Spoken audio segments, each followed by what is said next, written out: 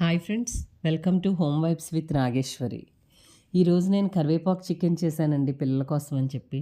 ఇది చాలా ఈజీగా చేసుకోవచ్చు రెసిపీ మనం ఇది. ఆయిల్లో హోల్ స్పైసెస్ వేసి ఆనియన్స్ వేసి వేగనివ్వాలండి. నేను చికెన్ ఫ్రైకి కాంబినేషన్గా టమాటా రసం కూడా ప్రిపేర్ చేస్తున్నాను పక్కన. తర్వాత ఇందులో కొంచెం వేగిన తర్వాత పసుపు సాల్ట్ యాడ్ చేసుకోవాలి.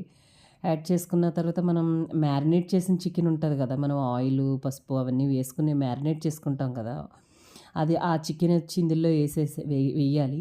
వేసిన తర్వాత అది కొంచెం బాయిల్ అవనివ్వాలండి. అంటే ఆల్మోస్ట్ మనం కరివేపాకు వేసే టైంకి 70-80% చికెన్ కుక్ అవ్వాలి.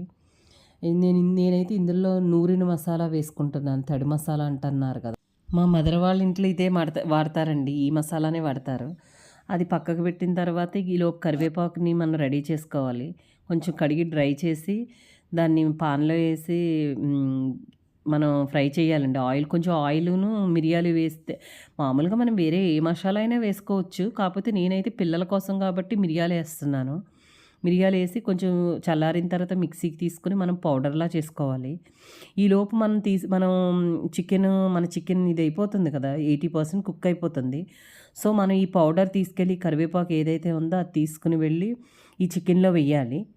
వేసిన తర్వాత దాన్ని కొంచెం ఒక 15-20 మినిట్స్, ఇంకో 15 మినిట్స్ అనుకోండి, 15 మినిట్స్ మనం బాగా డ్రై చేయాలండి, దాన్ని కుక్ అవనివ్వాలి. అంతేనండి. తర్వాత నేను ఫైనల్గా కరివేపాకుతో గార్నిష్ చేశాను. తర్వాత పిల్లలకి పెట్టేశాను. Thank you.